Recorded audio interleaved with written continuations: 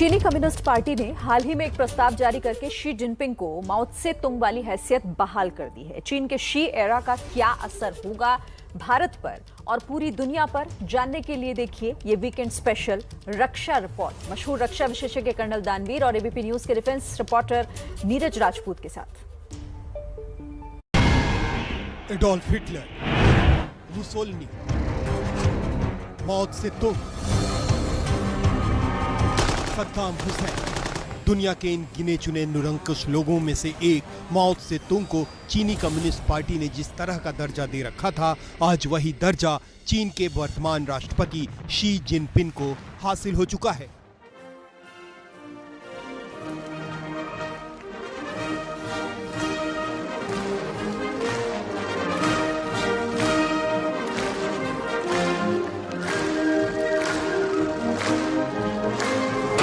लोकतंत्र की आवाज तो बहुत दूर की बात है, राष्ट्रपति के खिलाफ बोलने पर ही फांसी की सजा दी जा सकती है।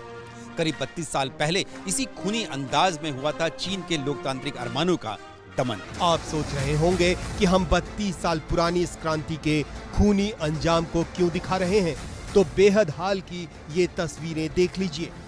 गलवान की घाटी में बातचीत के लिए बुलाए गए एक भारतीय सैनिक टुकड़ी पर चीनी सैनिकों के वेश में मौजूद हमलावरों ने लोहे की तार लगी लकड़ी से हमला कर दिया था। इस हमले में भारत के 2 दर्जन से ज्यादा जवान शहीद हुए थे और चीन के 40 जवान जवाबी हमले में मारे गए थे।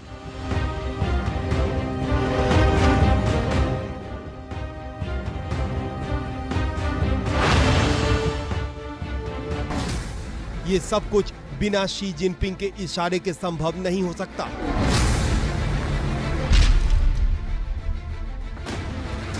ऐसे में चीनी कम्युनिस्ट पार्टी ने जिस तरह शी को माओ के बराबर का दर्जा दे दिया है, उससे सवाल भारत की सुरक्षा तैयारियों को लेकर भी खड़े होते हैं।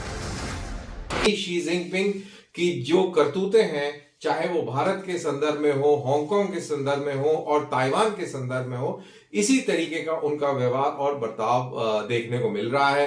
ताइवान को आए दिन वो धमकी दे रहे हैं और साथ ही साथ भारत के सीमाओं पर भी सैनिकों का जमावड़ा कर उन्होंने अपने इस तरीके के रवैये को उजागर किया है।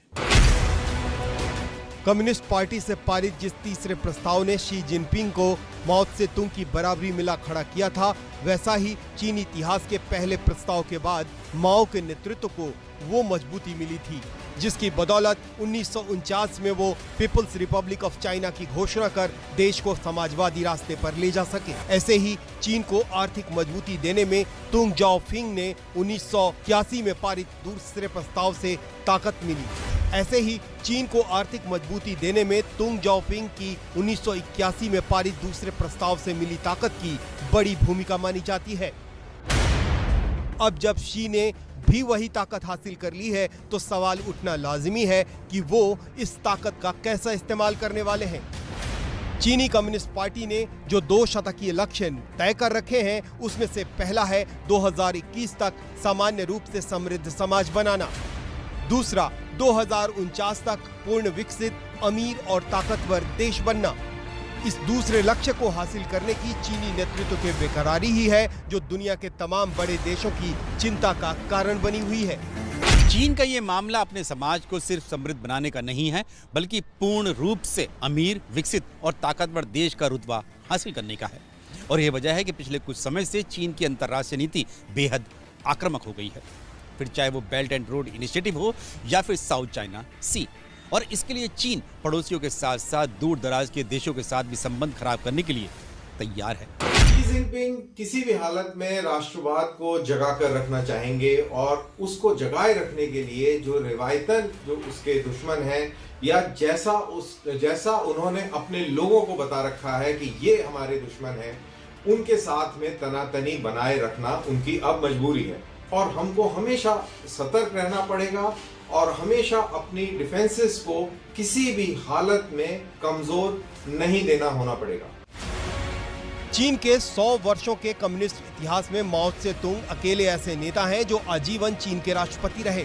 उनके पास इतने विशेष अधिकार और शक्तियां थीं कि उनके गलत फैसलों और नीतियों के खिलाफ आवाज उठाने की हिम्मत भी किसी में नहीं थी। वो खुद ही जनता थे और खुद ही सरकार थे और खुद ही पूरा देश थे। और यही वजह है कि शी जिनपिंग भी इसी तरह का शासन करने के लिए खुद को माओ से तुंग की तरह स्थापित करना चाहते हैं। अगर शी जिनपिंग चीन के राष्ट्रपति बने रहे तो भारत के लिए सबसे बड़ा नुकसान ये होगा कि भारत सीमा विवाद को जल्द सुलझाने के लिए आशावान नहीं रह पाएगा, क्योंकि चीन की विस्तारवादी भूख के कारण वास्तविक नियंत्रण रेखा पर एक लंबे समय तक तनाव बना रह सकता है। और शी जिनपिंग की कोशिश ये भी रहेगी कि पूर्वी लद्दाख से लेकर अरुणाचल प्रदेश तक भारत पर दबाव बनाकर रखा जाए। अगर शी जिनपिंग के पास चीन की सत्ता का पूरा नियंत्रण हुआ तो अफगानिस्तान, पाकिस्तान और उत्तर कोरिया जैसे देशों को उसकी तरफ से खुला समर्थन दिया जाएगा, जो पूरी दुनिया में आतंकवाद एक्सपोर्ट करते हैं। अब तक 3 बार मसूद अजहर को संयुक्त राष्ट्र में ब्लैकलिस्ट करने से चीन बचा चुका है। अमेरिका और भारत जैसे देशों के साथ चीन का टकराव बढ़ने से दुनिया में आर्थिक अनिश्चितता बढ़ेगी और ट्रेड वॉर का खतरा भी बना रहेगा। इसके अलावा लंबे समय तक शी जिनपिंग के राष्ट्रपति बने रहने से दुनिया में अस्थिरता का माहौल पैदा होगा। इससे अमेरिका के साथ चीन के रिश्तों में तनाव और बढ़ सकता है। कुल मिलाकर कहें तो चीन में आज जो भी हो रहा है वो भारत ही नहीं पूरी दुनिया के लिए भी चिंताजनक है।